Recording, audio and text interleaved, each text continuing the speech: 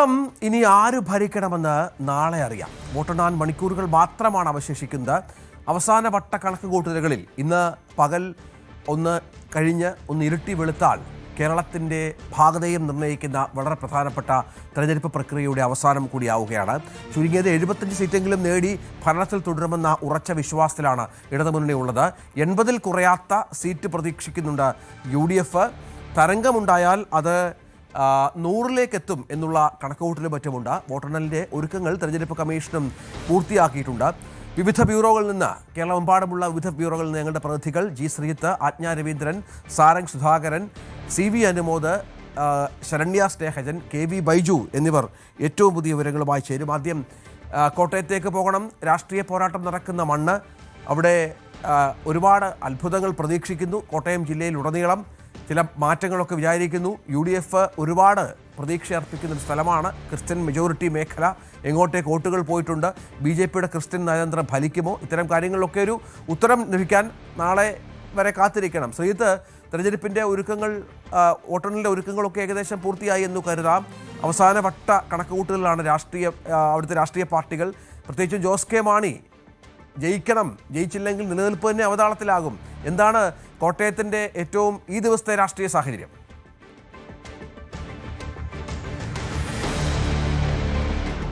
ഏതാണ്ട് താങ്കൾ സൂചിപ്പിച്ചതുപോലെ തന്നെയാണ് രഞ്ജിത്ത്. വലിയ കണക്കുകൂട്ടലായിരുന്നു കഴിഞ്ഞ ഒരു മാസമായി ഉണ്ടായിരുന്നത്. ഇനി ഒരു കണക്കുകൂട്ടലുകൾക്കും പ്രസക്തിയില്ലാത്ത നിലയിലെ മണിക്കൂറുകൾക്കുള്ളിൽ ജനവിധി പുറത്തേക്ക് വരാൻ പോകുന്നു എന്നുള്ളതാണ്. നമുക്കറിയാം, ഓരോ മുന്നണികളും അവരുടേതായ നിലയിലുള്ള ആത്മവിശ്വാസം തുടരുന്നു എന്നുള്ളത് തന്നെയാണ് എടുത്ത് കാണാൻ കഴിയുന്നത്. നമുക്കറിയാം, ഈ എക്സിറ്റ് പോൾ ഫലങ്ങൾ വന്നത് UDF ക്യാമ്പിനെ സംബന്ധിച്ച് ഏതാണ്ട് എല്ലാ എക്സിറ്റ് പോളുകളും അവർക്ക് അനുകൂലമായൊരു നിലപാടെടുത്തു എന്നത് അവർക്ക് ഒരു ആശ്വാസം നൽകുന്ന ഘടകമാണ്. പക്ഷെ ഒരു വലിയ സ്കോറിലേക്ക്, വലിയ നമ്പറിലേക്ക്, ഒരു 100-ലേക്കൊന്നും ആരും പ്രവചനം എത്തിക്കുന്നില്ല എന്നുള്ളത് ചെറിയ രീതിയിലെങ്കിലും ആശങ്ക സൃഷ്ടിക്കുന്നുണ്ട്. തൊട്ടിപ്പുറത്ത് LDFന്റെ ആത്മവിശ്വാസം അത് തന്നെയാണ്. എക്സിറ്റ് പോൾ ഇങ്ങനെയാണെങ്കിൽ യഥാർത്ഥ ഫലം തങ്ങൾക്ക് അനുകൂലമാകുമെന്ന് അവർ കരുതുന്നു.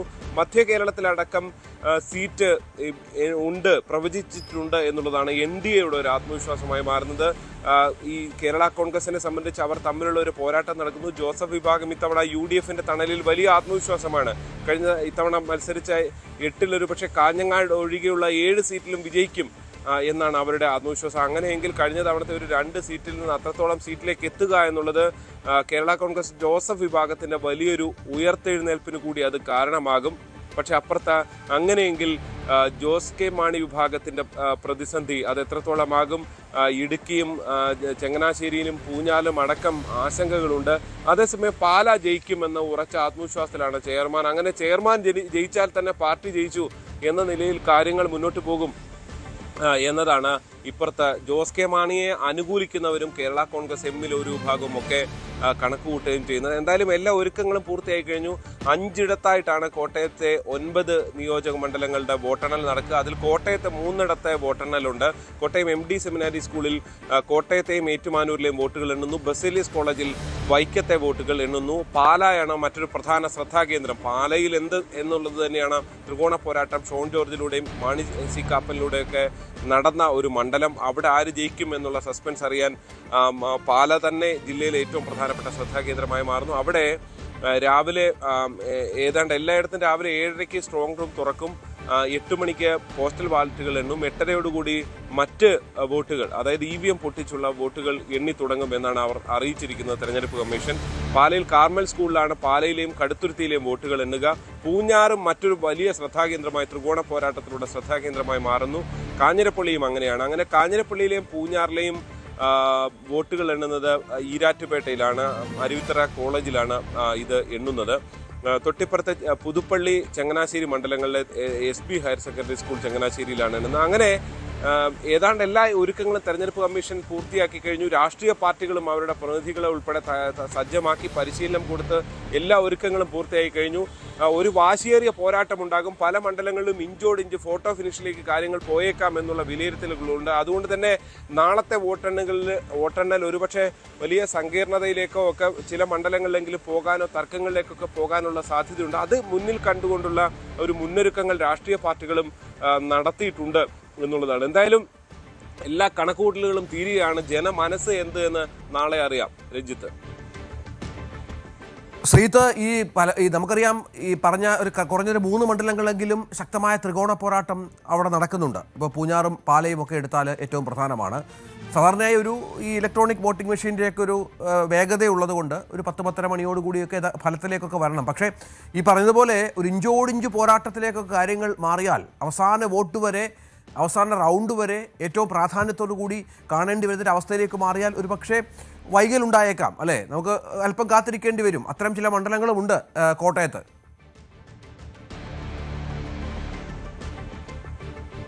തീർച്ചയായും ചില മണ്ഡലങ്ങളുണ്ട്. പക്ഷേ രഞ്ജിത്ത്, നമുക്ക് ഈ ഓരോ മണ്ഡലങ്ങളിലെയും ഓരോ പഞ്ചായത്തുകളിലെയും ട്രെൻഡ് അറിയാവുന്നത് കൊണ്ട് തന്നെ അവിടുത്തെ വോട്ടെണ്ണി കഴിയുമ്പോൾ എന്താണ് അവിടുത്തെ സാഹചര്യം എന്ന് അറിയാവുന്നത് കൊണ്ട് തന്നെ അതങ്ങനെ അല്ല എങ്കിൽ ഒരു പക്ഷേ ട്രെൻഡുകൾ മാറുന്നു എന്ന് തന്നെ നമുക്ക് പ്രവചിക്കാൻ കഴിയും. ഇപ്പം ഉദാഹരണമായി പാലയാണ് ഏറ്റവും പ്രധാനപ്പെട്ട ഒരു സ്ഥലം.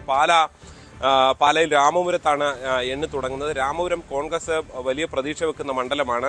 ആ രാമപുരത്ത് എന്ത് സംഭവിക്കുന്നു എന്നുള്ളത് വളരെ പ്രധാനപ്പെട്ടതാണ്. തൊട്ട് അടുത്ത് വരുന്ന മൂന്നരവ് ഉൾപ്പെടെയുള്ള കടനാട് ഉൾപ്പെടെയുള്ള പഞ്ചായത്തുകൾ അവിടെ ഷോൺ ജോർജ് പ്രതീക്ഷ അർപ്പിക്കുന്ന മണ്ഡലമാണ്. പക്ഷേ രാമപുരത്ത് ഏതാണ്ട് 10-17,000 വോട്ടുകളുണ്ടെങ്കിൽ അപ്പുറത്തുള്ള 2 പഞ്ചായത്തുകളിലും അത്രത്തോളം വോട്ടില്ല എന്നുള്ളതാണ്. അവിടെ ഷോൺ മുന്നിൽ പോയേക്കാം എന്ന കണക്കുകളുണ്ട്. പക്ഷെ അങ്ങനെ വന്നാലും ഒരുപക്ഷെ ആകെയുള്ള വോട്ടിങ്ങിനെ ഒരു ലീഡിലേക്ക് എത്തുമോ എന്ന സംശയം അവിടെ ബാക്കിയാണ്. സമാനമാണ് പൂഞ്ഞാർ നോക്കിയാൽ ഈരാറ്റുപേട്ട നഗരസഭയാണ് ആദ്യം എണ്ണുക. അവിടെ UDF വലിയ പ്രതീക്ഷ വെക്കുന്നു, LDFും വലിയ പ്രതീക്ഷ വെക്കുന്നു.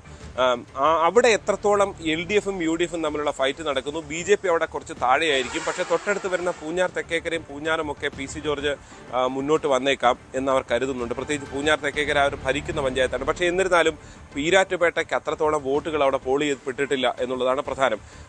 ഈ 2-3 സ്ഥലങ്ങളാണ്, പ്രത്യേകിച്ച് പാറത്തോട്, എരുമേലിയാണ് ഏതാണ്ട് 25,000-ഓളം വോട്ടുകൾ പോൾ ചെയ്തിട്ടുള്ള സ്ഥലം. അപ്പോൾ ഏറ്റവും ഒടുവിലാണ് അതിൻ്റെ വോട്ട്. അവിടെ എങ്ങനെയാണ്, UDF ആണോ LDF ആണോ, പ്രത്യേകിച്ച് മൈനോറിറ്റി വോട്ടുകൾ, മുണ്ടക്കയം, ഈ 4 സ്ഥലങ്ങൾ വളരെ പ്രധാനമാണ്. അവിടെ ആരാണ് ഈ ന്യൂനപക്ഷ വോട്ടുകൾ, പ്രത്യേകിച്ച് മുസ്ലിം വോട്ടുകൾ ആര് പിടിക്കുന്നു എന്നുള്ളത് നിർണായകമാണ്. അതിനുവേണ്ടിയുള്ളൊരു കളിയാണ് പൂഞ്ഞാർ നിയോജക മണ്ഡലത്തിൽ നടന്നിട്ടുള്ളത്. അപ്പോൾ ഇതെല്ലാം വളരെ പ്രധാനമാണ്. ഇതനുസരിച്ചുള്ള ഒരു ഫൈറ്റിലേക്കായിരിക്കും നമുക്ക് ഏതാണ്ട് പല മണ്ഡലങ്ങളും പല പഞ്ചായത്തുകളും അതിൻ്റെ ഒരു സ്വഭാവം മാറുന്നതനുസരിച്ച് റൗണ്ടുകൾ അനുസരിച്ച് ഒരു പരിധിവരെ പ്രവചിക്കാൻ കഴിയും. പക്ഷേ ഈ എല്ലായിടത്തും ചിലയിടത്ത് ഇഞ്ചോടിഞ്ചായി അങ്ങ് മുന്നോട്ട് പോയേക്കാം ചെറിയ വോട്ട് വ്യത്യാസത്തിൽ. അത് അവസാനം വരെ പോയേക്കും. ഇപ്പോൾ പാലയുടെ കാര്യത്തിൽ ഏറ്റവും അവസാനമുള്ള ചില പഞ്ചായത്തുകളും പാലാ നഗരസഭയൊക്കെയാണ്. ജോസ് കെ മാണിയെ സംബന്ധിച്ച് പ്രതീക്ഷ ഉള്ളത്. കടപ്പളാമറ്റും പാലാ നഗരസഭയും മുത്തോലിയൊക്കെ ഏറ്റവും അവസാനമാണ് വരുന്നത്. അപ്പോൾ അവിടെ വരെ ഒരുപക്ഷെ കാത്തിരിക്കേണ്ടി വരുമോ, അതിന് മുൻപ് തന്നെ ഒരു ക്ലിയറായി മുന്നോട്ട് പോകുമോ ജോസ് കെ മാണി, അഥവാ കാപ്പൻ വലിയൊരു അശ്വമേധം നടത്തുമോ, ഷോൺ ഒരു വലിയ അത്ഭുതങ്ങൾ സൃഷ്ടിച്ചുകൊണ്ട് എല്ലാ പഞ്ചായത്തുകളിലും വോട്ട് നേടി മുന്നോട്ട് പോകുക എന്നുള്ളതാണ് ഷോണിന്റെ കണക്ക്. അത് ആ നിലയിലായിരിക്കുമോ പോകുക എന്നൊക്കെയുള്ളത് ഏതാണ്ടൊരു 2-3 റൗണ്ട് കഴിയുമ്പോൾ നമുക്ക് പ്രവചിക്കാൻ കഴിയും. പക്ഷേ ഈ ചില മണ്ഡലങ്ങളിൽ അത് സാധിക്കില്ല. ഇപ്പോൾ പൂഞ്ഞാറ് പോലെ ഏറ്റവും അവസാനമാണ് പാറത്തോടും എരുമേലിയും മുണ്ടക്കയും ഒക്കെ എണ്ണി വരുന്നത്. അപ്പോൾ ആ ഘട്ടം വരെ ഒരുപക്ഷെ അവിടുത്തെ മൈനോറിറ്റി വോട്ടുകൾ അല്ലെങ്കിൽ മുസ്ലിം വോട്ടുകൾ എങ്ങോട്ട് പോയിട്ടുണ്ട് എന്നുള്ളത് ഈ 2 മുന്നണികൾ കോൺഗ്രസും CPM-ഉം അതായത് കേരള കോൺഗ്രസ് എമ്മും പ്രതീക്ഷ അർപ്പിക്കുന്ന വോട്ടുകളാണ്. അവിടെ എന്ത് സംഭവിക്കുന്നു എന്നുള്ളത് വളരെ പ്രധാനപ്പെട്ടതാണ്. അതാണ് ഈ വോട്ടെണ്ണലിന്റെ ഒരു അനിശ്ചിതത്വവും അതുമായി ബന്ധപ്പെട്ട അറിയേണ്ട കൗതുകങ്ങളുമൊക്കെ അതാണ്. നേരത്തെ ശ്രീത്ത് പറഞ്ഞതുപോലെ ത്രികോണ പോരാട്ടം നടക്കുമ്പോൾ ന്യൂനപക്ഷ വോട്ടുകളുടെ കൺസോൾട്ടേഷനാണോ, അത് ന്യൂനപക്ഷ വോട്ടുകൾ 2 മുന്നണികൾക്കുമായി ഡിവൈഡ് ചെയ്തു പോയോ, BJP ഏതൊക്കെ മേഖലകളിൽ വോട്ട് പിടിക്കും, അവസാനം വരെ ഒരുപക്ഷെ ഈ പറഞ്ഞത് പാലയും പൂഞ്ഞാറും അടക്കമുള്ള കോട്ടയത്തെ വിവിധ മണ്ഡലങ്ങളിൽ സംസ്ഥാനം ഒട്ടാകെ ഉണ്ട് അത്തരം മണ്ഡലങ്ങൾ. ഇത്തവണ ഒരു ത്രികോണ പോരാട്ടമായതുകൊണ്ട് അവസാനം വരെ കാത്തിരിക്കേണ്ടി വരും. ഇഞ്ചോടിഞ്ചു പോരാട്ടമാണ്. ആ ഒരു ആകാംക്ഷയാണ് ഈ ഫലപ്രവചനമൊക്കെ ഇപ്പോഴും നമുക്ക് അപ്രസക്തമാക്കുകയും ഈ എക്സിറ്റ് പോളുകളിൽ പോലും കൃത്യമാണോ കാര്യങ്ങൾ എന്ന് നമുക്ക് സംശയം ജനിപ്പിക്കുകയും ഒക്കെ ചെയ്യുന്നത്. നമുക്ക് മലപ്പുറത്തേക്ക് ഒന്ന് പോകണം. അവിടെ CV അനുമോദുണ്ട്. അനുമോദ്, ഈ ഇഞ്ചോടിഞ്ചു പോരാട്ടം നടക്കുന്ന മണ്ഡലങ്ങൾ മലപ്പുറത്ത് കുറവായിരിക്കാം, പക്ഷേ ഉണ്ടാകാം. ലീഗിൻ്റെ അപ്രമാദിത്യം പ്രതീക്ഷിക്കുന്നുണ്ട്. അവർ വലിയ പ്രതീക്ഷയോടെ മുന്നോട്ട് പോകുന്ന മണ്ഡലങ്ങൾ നിരവധിയുണ്ട് മലപ്പുറത്ത്. അവിടെ ആ തരത്തിൽ തന്നെ സംഭവിക്കുകയും ചെയ്തേക്കാം. ആ എക്സിറ്റ് പോളുകളിലുമൊക്കെ നമ്മൾ കണ്ട കാഴ്ചയും അതൊക്കെ തന്നെയാണ്. പക്ഷെ അല്ലാതെ അത്ഭുതങ്ങൾ ഒളിപ്പിച്ചു വെച്ചിരിക്കുന്ന ഇഞ്ചോടിഞ്ച് പോരാട്ടം നടക്കുന്ന അവസാന റൗണ്ട് വരെ നമ്മൾ കാത്തിരിക്കേണ്ടി വരുന്ന മണ്ഡലങ്ങളുണ്ടോ മലപ്പുറത്ത്?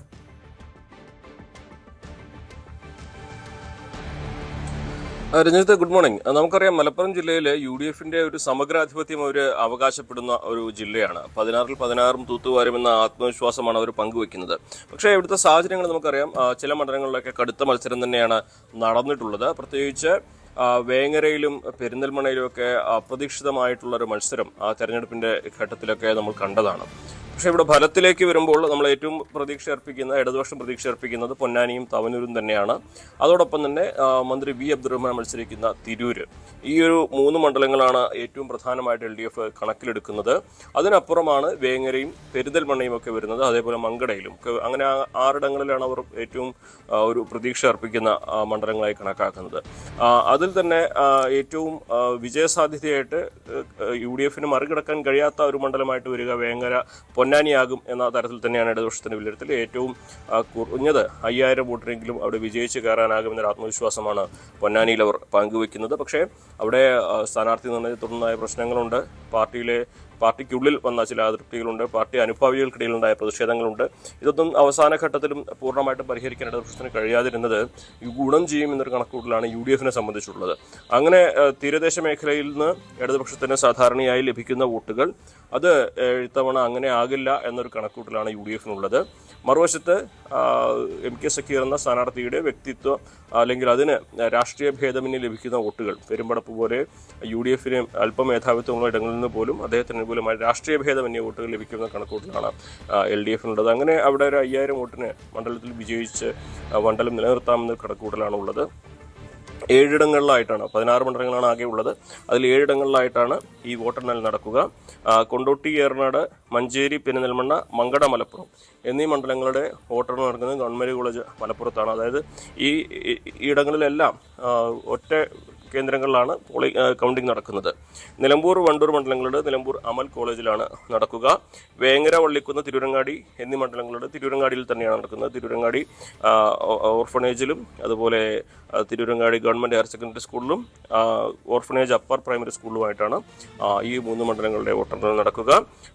താനൂർ, തിരൂർ, കോട്ടക്കൽ മണ്ഡലങ്ങളുടേത് തിരൂർ പോളിടെക്നിക്കിലാണ് വോട്ടെണ്ണുക. അതുപോലെ തന്നെ തവനൂർ, പൊന്നാനി മണ്ഡലങ്ങളുടേത് പൊന്നാനി AV ഹയർ സെക്കൻഡറി സ്കൂളിലും ആണ് നടക്കുന്നത്. അപ്പോൾ 7 ഇടങ്ങളിലായിട്ടാണ് നടക്കുന്ന ഈ ഒരു കൗണ്ടിങ്. ഏകദേശം നമുക്കറിയാം രാവിലെ 8 മണിയോടെ തന്നെ തുടങ്ങിയാൽ 10 മണിക്കുള്ളിൽ ഫലങ്ങളൊക്കെ വരേണ്ടതാണ്. പക്ഷേ അപ്രതീക്ഷിതമായിട്ട് നമ്മൾ കഴിഞ്ഞ തവണയെല്ലാം കണ്ടതുപോലെ തവനൂരിലും പെരിന്തൽമണ്ണയിലും ഒക്കെ കഴിഞ്ഞ തവണ ഇഞ്ച് പോരാട്ടമായിട്ടായിരുന്നു. പെരിന്തൽമണ്ണയിൽ 38 വോട്ടിനാണ് അവിടെ UDF സ്ഥാനാർത്ഥി വിജയിച്ച് കയറിയത്. അപ്പോൾ അപ്രതീക്ഷിതമായിട്ടുള്ള മത്സരം നടക്കുന്ന മണ്ഡലങ്ങളിൽ പെരിന്തൽമണ്ണ ഉണ്ടാകുമോ എന്നുള്ള ചോദ്യമാണ് ഇക്കുറി ഉയരുന്നത്.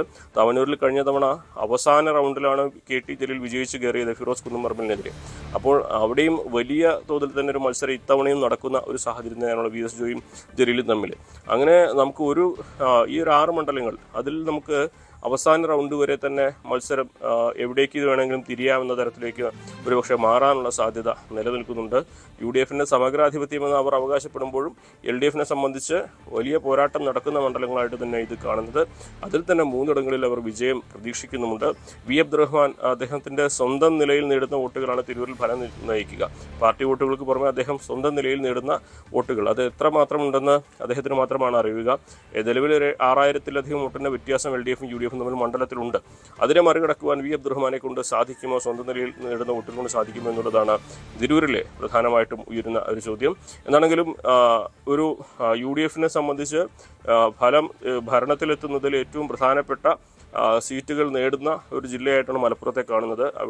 ഇവിടെ അവർക്ക് തൂത്തുവാരി കഴിഞ്ഞാൽ മറ്റിടങ്ങളിൽ, അത് മധ്യ കേരളത്തിലും തെക്കൻ കേരളത്തിലും ഒന്നും LDF ഒപ്പം എത്താൻ കഴിഞ്ഞില്ലെങ്കിൽ പോലും മലബാർ മേഖലയിൽ അവർ നേടുന്ന സീറ്റുകളാണ് അവരെ സംബന്ധിച്ച് നിർണായകം. അതിൽ തന്നെ മലപ്പുറം ജില്ല തൂത്തുവാരാനായാൽ അവരെ സംബന്ധിച്ച് വലിയ ഭരണത്തിൽ വന്നാൽ സുപ്രധാനമായ പങ്ക് വഹിക്കുന്ന ഒരു പാർട്ടിയായി ലീഗ് മാറും എന്ന കാര്യത്തിൽ സംശയമില്ല. അവർക്ക് ഓരോ സീറ്റും അത്തരത്തിൽ നിർണായകമാണ്. ഇപ്പോൾ നമുക്കറിയാം, ഉപമുഖ്യമന്ത്രി സ്ഥാനം വേണ്ട എന്ന് പറയുമ്പോഴും ഒരുപക്ഷെ അത്തരം ആവശ്യങ്ങൾ ഉന്നയിച്ചേക്കാം. അതിന് സീറ്റെണ്ണം പ്രധാനമാണ്.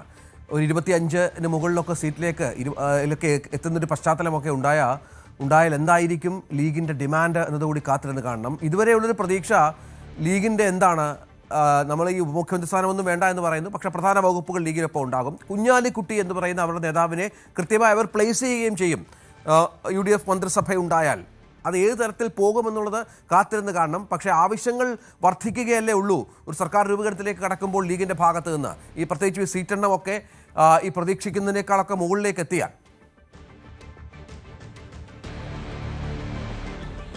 തീർച്ചയായും രഞ്ജിത്ത് 20 സീറ്റ് നേടിയപ്പോഴാണ് അവർ 5ാം മന്ത്രിസ്ഥാനം ആവശ്യപ്പെട്ടത്. ഇത്തവണ അവർ അതിലധികം സീറ്റുകൾ നേടുമെന്ന ഒരു കണക്കുകൂടൽ തന്നെയാണ്. മാത്രമല്ല 5 മന്ത്രിസ്ഥാനം നിലവിൽ തന്നെ ഒരു കോട്ടയായി കിടക്കുന്നുണ്ട്.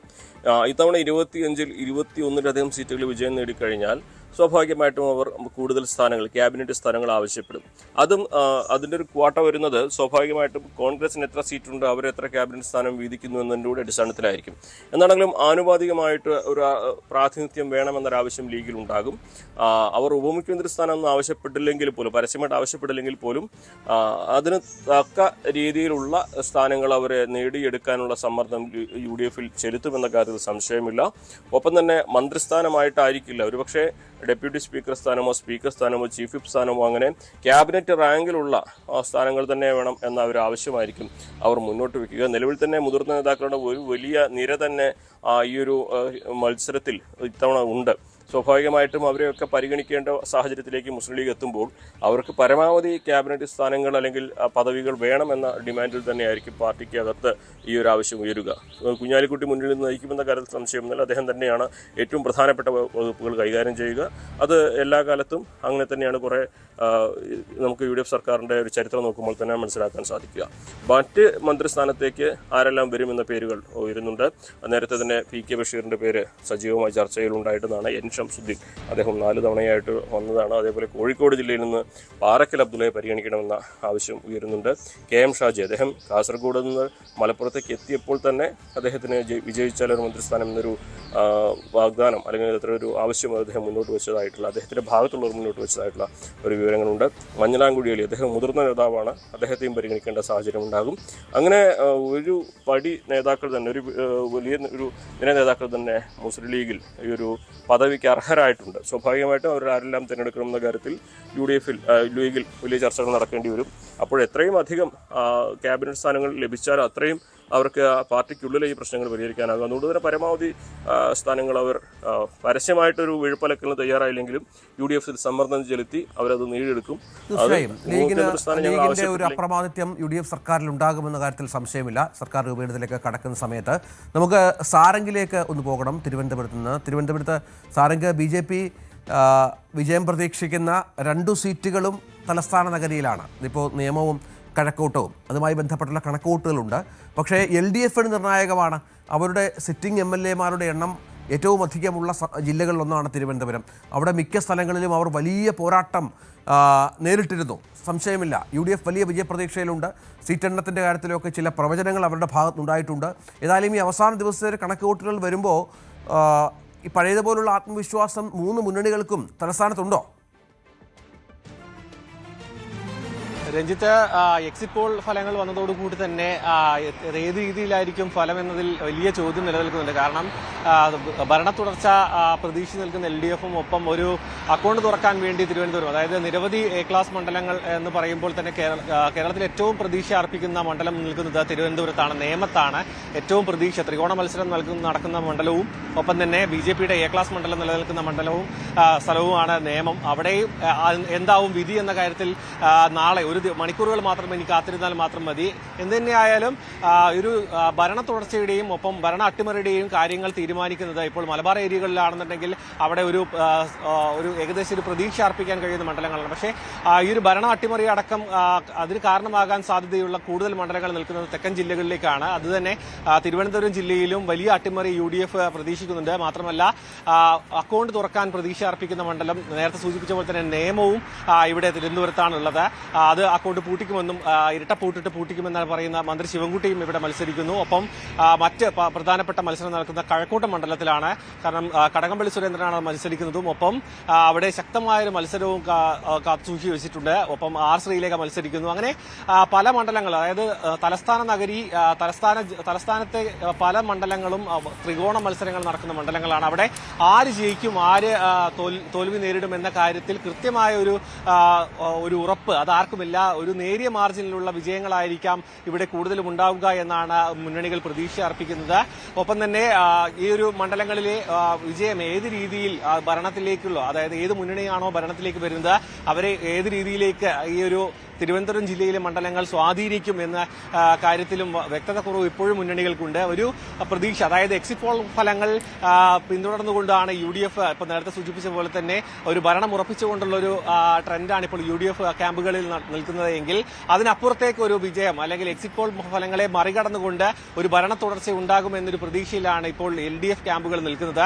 ഒപ്പം തന്നെ സംസ്ഥാനത്ത് ശിവൻകുട്ടി പൂട്ടിയ അക്കൗണ്ട് അത് ഒന്നിൽ നിന്നും അധികം നമ്പറുകളിലേക്ക് എത്തിക്കൊണ്ട് ഒരു ശക്തമായ മുന്നണി, നമ്മളുടെ നേരത്തെ രാജീവ് ചന്ദ്രശേഖർ അടക്കം സംസാരിച്ചപ്പോൾ നമ്മുടെ കഴിഞ്ഞ ദിവസങ്ങൾ അതായത് ഇലക്ഷന് മുൻപ് തന്നെ പ്രതികരിച്ചിരുന്നു 2 മുന്നണികളിലേക്ക് കേരളം മാറും, അതായത് ഈ ഒരു കോൺഗ്രസും മാറി BJPയും ശക്തമായ ഒരു മുന്നണിയിലേക്ക് വരുമെന്നായിരുന്നു അദ്ദേഹം പ്രതികരിച്ചത്. അത്തരത്തിലുള്ളൊരു ട്രെൻഡ് മാറ്റം ഇത്തവണ കേരളത്തിൽ ഉണ്ടാകുമോ, അതിന്റെ തുടക്കം നേമത്ത് നിന്നാകും എന്നടക്കമുള്ള കാര്യങ്ങളിൽ നാളെ ആയിരിക്കും വ്യക്തത വരിക. എന്ത് തന്നെയായാലും 3 ക്യാമ്പുകളിലും വലിയ പ്രതീക്ഷ നിലനിൽക്കുന്ന ജില്ലയാണ് തിരുവനന്തപുരം. അത് ഏത് രീതിയിലായിരിക്കും ജനം അതിന് മനസ്സ് നൽകിയിരിക്കുന്നുണ്ടാവുക, അല്ലെങ്കിൽ വോട്ട് ഏത് രീതിയിലേക്കായിരിക്കും മാറി മറിയുക എന്നത് നാളെ മണിക്കൂറുകൾക്കകം തന്നെ മനസ്സിലാക്കാൻ കഴിയും.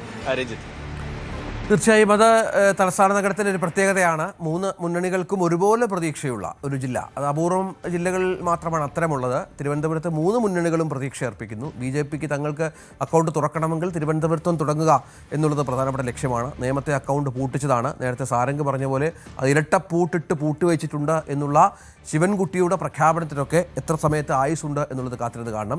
നമുക്ക് കൊച്ചിയിലേക്ക്, എറണാകുളം ജില്ലയിലേക്ക് ഒന്ന് പോകണം. അവിടെ ആജ്ഞ രവീന്ദ്രനുണ്ട്. ആജ്ഞ, എറണാകുളത്ത് ഇത്തവണ UDF പ്രതീക്ഷിക്കുന്നത് ഒരു സമ്പൂർണ്ണ വിജയമാണ്, സംശയമില്ല. കാരണം അവർക്ക് അനിവാര്യവുമാണ്. ഒരുപക്ഷെ UDF അധികാരത്തിൽ വന്നാൽ മുഖ്യമന്ത്രി സ്ഥാനത്തേക്ക് പരിഗണിക്കപ്പെടുന്ന പേരുകളിലൊന്നായ സതീശൻ്റെ തട്ടകമാണ്.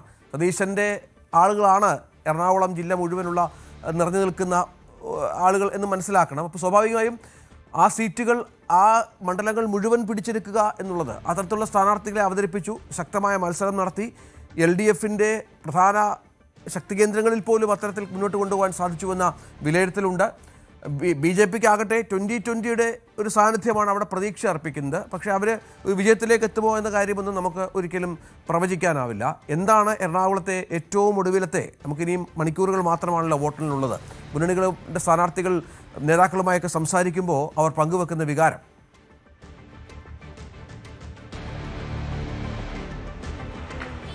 രഞ്ജിത്ത്, ശക്തമായ ഇടതു തരംഗമുണ്ടായിരുന്ന സമയത്തും എറണാകുളം ജില്ല പിന്തുണച്ചത് UDFനാണ്. UDFന്റെ ഒപ്പം നിന്നു എന്നുള്ളതാണ്.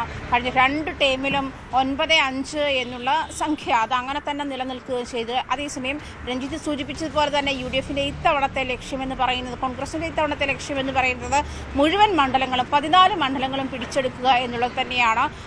നേരത്തെ സൂചിപ്പിച്ചതുപോലെ തന്നെ മുഖ്യമന്ത്രി സ്ഥാനാർത്ഥി ആയി പരിഗണിക്കപ്പെടുന്ന അല്ലെങ്കിൽ മുഖ്യമന്ത്രിയാകാൻ സാധ്യതയുള്ള ആളുകളിൽ ഒരാൾ കൂടിയുള്ള ജില്ല കൂടിയാണ്. അതുകൊണ്ട് തന്നെ എറണാകുളത്തെ റിസൾട്ട് എന്ന് പറയുന്നത് UDFനെ സംബന്ധിച്ച് വലിയ ഒരു ടാസ്ക് തന്നെയാണ്. ഈ പ്രത്യേകിച്ചും UDFിനെ ഏത് കാലത്തും UDFിനെ പിന്തുണച്ച ജില്ല കൂടിയാണ് എറണാകുളത്തെ എല്ലാ ജില്ലകളിലും അതിനായിട്ടുള്ള പ്രവർത്തനങ്ങളൊക്കെ UDF നേരത്തെ മുതലേ നടത്തി വന്നിരുന്നു. പക്ഷേ എക്സിറ്റ് പോൾ ഫലങ്ങൾ വന്നപ്പോഴും അതിനു മുൻപും 90 എന്ന് പറയുന്ന സംഖ്യയ്ക്ക് താഴേക്ക് ഒരിക്കലും UDF നേതാക്കളോ കോൺഗ്രസ് നേതാക്കളോ പോയിട്ടില്ല എന്നുള്ളതാണ്. അതായത് എക്സിറ്റ് പോളുകൾ കടുത്ത മത്സരം ഉണ്ടാകും, 70-71 എന്നുള്ള ഒരു സംഖ്യയിലൊക്കെ നിലനിൽക്കുമ്പോൾ അതല്ല, 90-ലധികം സീറ്റുകൾ നേടിയായിരിക്കും കോൺഗ്രസ് അധികാരത്തിൽ വരിക എന്നുള്ള നിലപാടിൽ തന്നെയാണ്. അത് കഴിഞ്ഞ ദിവസം കൂടി നമ്മളോട് സംസാരിച്ച ഈ തൃപ്പൂണിത്തറ UDFിൻ്റെ സ്ഥാനാർത്ഥി, തൃപ്പൂണിത്തറ UDFിൻ്റെ സ്ഥാനാർത്ഥി ദീപക് ജോയി നമ്മളോട് പറഞ്ഞത് ഈ മണ്ഡലം മുഴുവൻ പിടിച്ചെടുക്കുക, 14 മണ്ഡലങ്ങളും UDFിനൊപ്പം തന്നെയായിരിക്കും, കോൺഗ്രസിനൊപ്പം തന്നെയായിരിക്കും.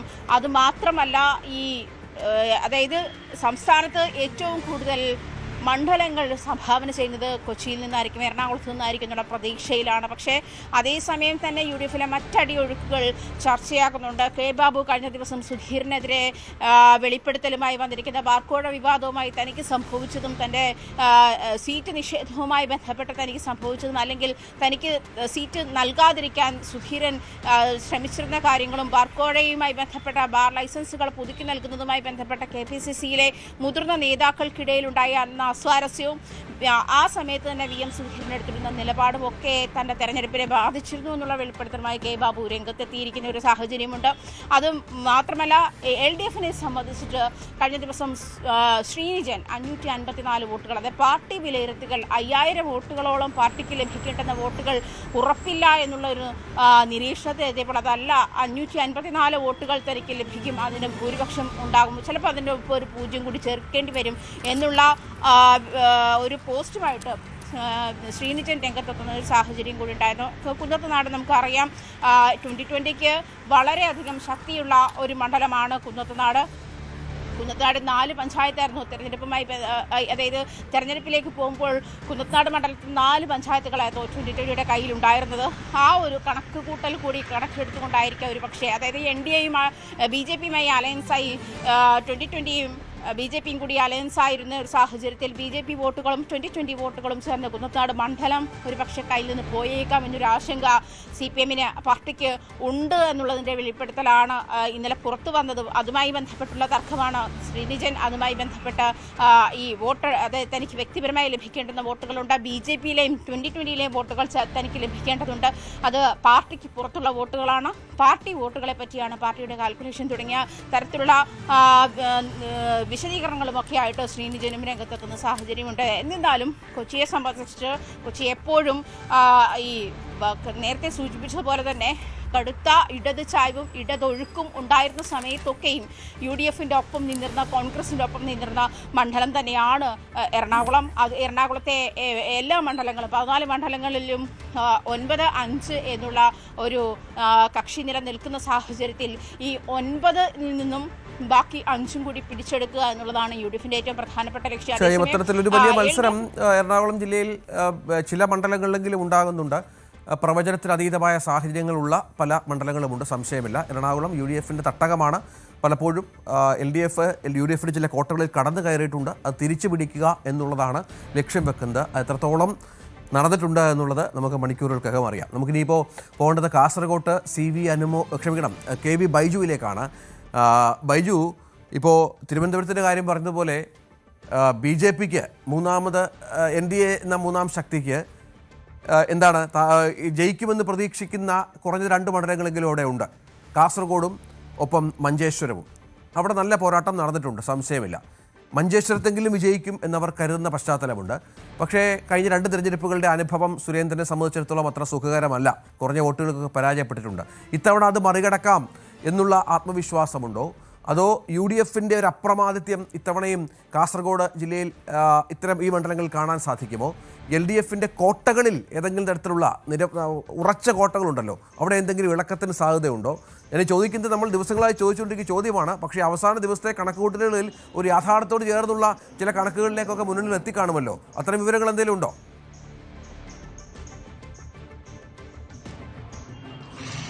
അതെ രഞ്ജിത്ത്, ഇനി മണിക്കൂറുകൾ മാത്രമേ വോട്ടെണ്ണാനുള്ളൂ. നെഞ്ചിടിപ്പോടെയാണ് ഓരോ മുന്നണികളെന്ന് പറയേണ്ടി വരും. രഞ്ജിത്ത് സൂചിപ്പിച്ചത് തന്നെയാണ് കാസർഗോഡ് ജില്ലയിലേക്ക് വരുമ്പോൾ ഏറ്റവും പ്രധാനം. അതിൽ 2 മണ്ഡലം, കാസർഗോഡും മഞ്ചേശ്വരവും, ആകാംക്ഷയോടെ കൗതുകത്തോടെ നോക്കുന്ന 2 മണ്ഡലങ്ങളുള്ളത് ഇത് തന്നെയാണ് കാസർഗോഡ് ജില്ലയിൽ.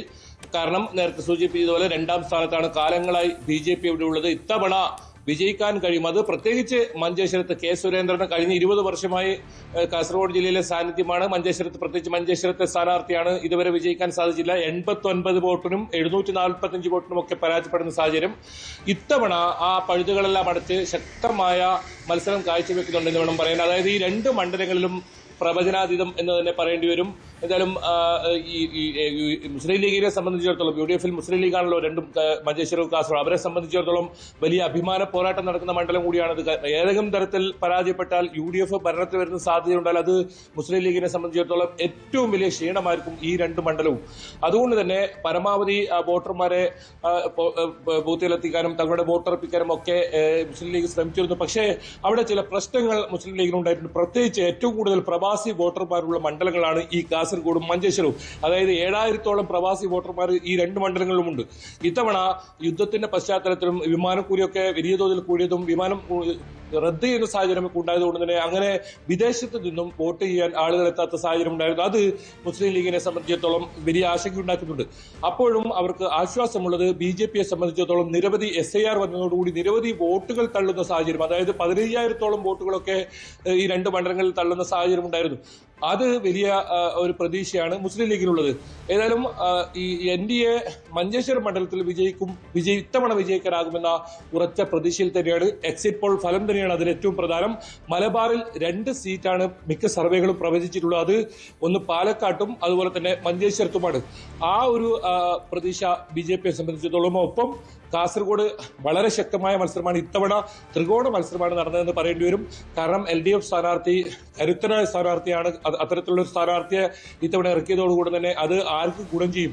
LDF കൂടുതൽ വോട്ടുകൾ പിടിച്ചാൽ അത് സ്വാഭാവികമായും NDAക്ക് ഗുണം ചെയ്ത സാഹചര്യം ഉണ്ടാവും. അത്തരത്തിലുള്ള ഒരു സ്ഥാനാർത്ഥിയാണ് കാസർഗോഡ് ഉള്ളത്. അതുകൊണ്ട് തന്നെ NDA ക്യാമ്പ് വലിയ പ്രതീക്ഷയാണ്. ഏതായാലും വലിയ കാടിളക്കിയുള്ള പ്രചാരണമൊന്നും ഇത്തവണ ഉണ്ടായിരുന്നില്ല. വളരെ സൈലന്റ് ആയിരുന്നു ഈ രണ്ട് മണ്ഡലങ്ങളിലും. വലിയ നേതാക്കളൊന്നും പ്രധാനമന്ത്രിയെ പോലുള്ള ആളുകളെയൊന്നും വിജയിക്കുമെന്ന് ഉറപ്പുള്ള അല്ലെങ്കിൽ അങ്ങനെ പ്രതീക്ഷ വെച്ച് പുലർത്തുന്ന മണ്ഡലത്തിൽ തെരഞ്ഞെടുപ്പ് പ്രചരണത്തിനായി കൊണ്ടുവന്നിട്ടുള്ളതെന്നതും വളരെ ശ്രദ്ധേയമാണ്. എന്തായാലും ഈ രണ്ട് മണ്ഡലങ്ങളുടെ ഫലം അത് ദേശീയ രാഷ്ട്രീയത്തിൽ തന്നെ വലിയ ശ്രദ്ധാ കേന്ദ്രം എന്ന് പറയേണ്ടി വരും. മറ്റ് മണ്ഡലങ്ങളിലേക്ക് വന്നാൽ LDFനെ സംബന്ധിച്ചിടത്തോളം അത് തൃക്കരിപ്പൂർ ആയാലും കാഞ്ഞങ്ങാടായാലും ഉദുമയായാലും ഈ 3 മണ്ഡലങ്ങൾ കാലങ്ങളായി LDFന്റെ കയ്യിലുള്ളതാണ്. അതിൽ കാഞ്ഞങ്ങാട് ഒരുപക്ഷെ സുരക്ഷിതമാണെന്നൊക്കെ പറയുമ്പോഴും തൃക്കരിപ്പൂറും ഉദുമയും വലിയ തോതിലുള്ള ആശങ്കയുണ്ട്. ഒപ്പം UDF ക്യാമ്പ് വലിയ പ്രതീക്ഷ വെച്ച് പുലർത്തുന്നു.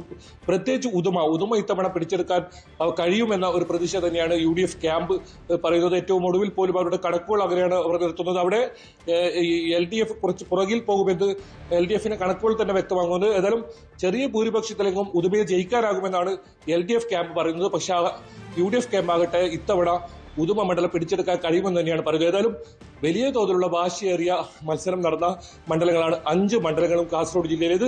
അതിൽ 2 മണ്ഡലം മഞ്ചേശ്വരവും കാസർഗോഡും തന്നെയാണ്. തീർച്ചയായും അതാണ് കാസർഗോട്ടെ ഒരു ചിത്രം. ആകെ ചിത്രം അതാണ്. നമ്മൾ കഴിഞ്ഞ 25 ദിവസമായി എന്താണ് പ്രതീക്ഷ, ആരുടെ നെഞ്ചിരിപ്പ് കൂടുന്നു എന്നൊക്കെ ചർച്ച ചെയ്യുമ്പോഴും ഞാൻ ബൈജുവിനോട് ചോദിച്ച പ്രധാനപ്പെട്ട കാര്യം, ബൈജു ഈ അവസാന സമയത്ത് ഒരു യാഥാർത്ഥ്യ ബോധത്തിലുള്ള കണക്കിലേക്കൊക്കെ ആളുകൾ വരുമല്ലോ, ആ ഒരു വിലയിരുത്തലിലേക്ക് കൂടി നമുക്ക് വരണം. ഇവർ ബൈജു പറഞ്ഞ പോലെ SIRന്റെ കാര്യമുണ്ട്, പ്രവാസി വോട്ടുകളുടെ ആശങ്ക അവിടെ ഈ മുസ്ലിം ലീഗിനുണ്ട്, BJPക്ക് പ്രതീക്ഷകളുണ്ട്. അതൊക്കെയാണ് ബൈജു വളരെ കൃത്യമായി പങ്കുവച്ചത്. കാരണം ഈ ചോദ്യം ചോദിച്ച് പ്രേക്ഷകരെ കൂടി നമ്മൾ ബോറടിപ്പിക്കുന്ന രീതിയിലേക്ക് മാറണ്ട. കാരണം മണിക്കൂറുകൾ മാത്രമേ ബാക്കിയുള്ളൂ എന്തായാലും ഫലം വരാൻ. അതനുസരിച്ച് എല്ലാവരും കാത്തിരിക്കുകയാണ്. ഈ ചർച്ചകളിലൊന്നും ഒരു പ്രസക്തിയും ഇല്ലതാനും, അത് പ്രധാനപ്പെട്ട കാര്യം. പക്ഷേ കാര്യങ്ങൾ അവരെ കുറച്ചുകൂടി ഒന്ന് ഓർമ്മപ്പെടുത്തുക എന്ന ലക്ഷ്യത്തോടു കൂടിയാണ് ഈ റിപ്പോർട്ടർമാരോട് സംസാരിക്കുന്നത്.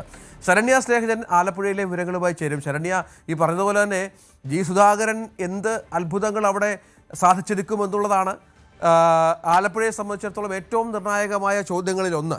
139 മണ്ഡലങ്ങളിൽ ജയിച്ചാലും അമ്പലപ്പുഴയിൽ തോറ്റാൽ അത് CPMന് കിട്ടുന്ന തല്ല് കുറച്ചൊന്നും ആയിരിക്കില്ല, അടി കുറച്ചൊന്നും ആയിരിക്കില്ല, സംശയമില്ല. നമുക്ക് അമ്പലപ്പുഴയിൽ നിന്ന് തുടങ്ങാം. എന്താണ് അമ്പലപ്പുഴയിലെ ഒരു സുധാകരനൊക്കെ ആത്മവിശ്വാസത്തോടെ കഴിഞ്ഞ ദിവസം തിരുവനന്തപുരം പ്രസ് ക്ലബ്ബിലും വന്ന് പ്രസംഗിക്കുകയും മറ്റും ചെയ്തു. താൻ സ്വതന്ത്രനായി നിന്നാലും ജയിക്കും, അതിനിപ്പോൾ UDFന്റെ പിന്തുണ വേണമെന്ന് പോലും ഇല്ലായിരുന്നുവെന്ന്. അത്തരത്തിലുള്ള ഒരു ആത്മവിശ്വാസത്തിൽ തന്നെയാണോ സുധാകരൻ ക്യാമ്പ് ഈ അവസാന മണിക്കൂറുകളിലും?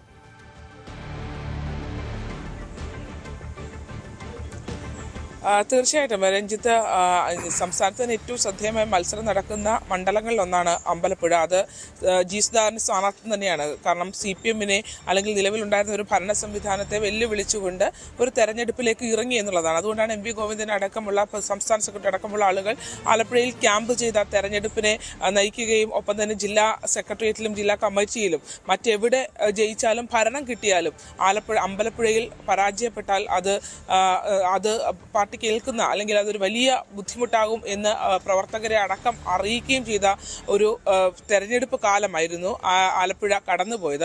എന്തായാലും വലിയ മത്സരമാണ് ഇത്തവണ ആലപ്പുഴ ജില്ലയിലുള്ളത്. അമ്പലപ്പുഴയിലേക്ക് പോവുകയാണെങ്കിൽ അമ്പലപ്പുഴ ഏറെക്കുറെ സുധാകരൻ ഉറപ്പിച്ചു കഴിഞ്ഞു എന്നുള്ളത് തന്നെയാണ് നമുക്ക് പറയാൻ കഴിയുക. കാരണം എല്ലാ വിഭാഗങ്ങളിലും ജനകീയ സ്വതന്ത്രൻ എന്നുള്ള രീതിയിലേക്ക് തീരുമാനം കൈക്കൊള്ളുകയും UDF പിന്തുണയോടെ വരികയും ചെയ്ത ആ ഒരു സ്ട്രാറ്റജി തന്നെയായിരുന്നു അതിനകത്ത് ഏറ്റവും പ്രധാനപ്പെട്ടത് എന്ന് തന്നെ നമുക്ക് പറയാം. കാരണം എല്ലാ വിഭാഗത്തിൻ്റെയും വോട്ട് സുധാകരന് നേടിയെടുക്കാൻ കഴിയുന്ന ഒരു സാഹചര്യത്തിലേക്ക് അമ്പലപ്പുഴയിലെ തെരഞ്ഞെടുപ്പിനെ കൊണ്ടെത്തിക്കാൻ ആ ഒരു തീരുമാനത്തിന് കഴിഞ്ഞു എന്നുള്ളതാണ്. എന്തായാലും വളരെ പ്രതീക്ഷയിലാണ് അദ്ദേഹം മുന്നോട്ട് പോകുന്നത്. അമ്പലപ്പുഴയിൽ അങ്ങനെ ഒരു വിജയം അദ്ദേഹം പറഞ്ഞതുപോലെ ഒരു വിജയം അദ്ദേഹം പ്രതീക്ഷിക്കുന്നു. ഒരു 10,000-നും 15,000-നും ഇടയ്ക്ക് വോട്ടിന്റെ ഭൂരിപക്ഷത്തിൽ ജയിക്കുമെന്നുള്ള ഒരു കണക്കുകൂട്ടൽ ഉണ്ട് എന്നുള്ളതാണ്. ഇത്തവണ വോട്ട് എങ്ങോട്ട് എന്നുള്ളത് നമുക്ക് പ്രവചിക്കാൻ കഴിയില്ല. കാരണം സാധാരണഗതിയിൽ കഴിഞ്ഞ പാർലമെന്റ് തെരഞ്ഞെടുപ്പിൽ നമ്മൾ കണ്ടത് CPM അനുഭാവികളുടെ വോട്ട് വലിയ തോതിൽ ചോർന്നതായിരുന്നു കഴിഞ്ഞ പാർലമെന്റ് തെരഞ്ഞെടുപ്പിൽ ആലപ്പുഴ ജില്ലയിൽ നമ്മൾ കണ്ടത്.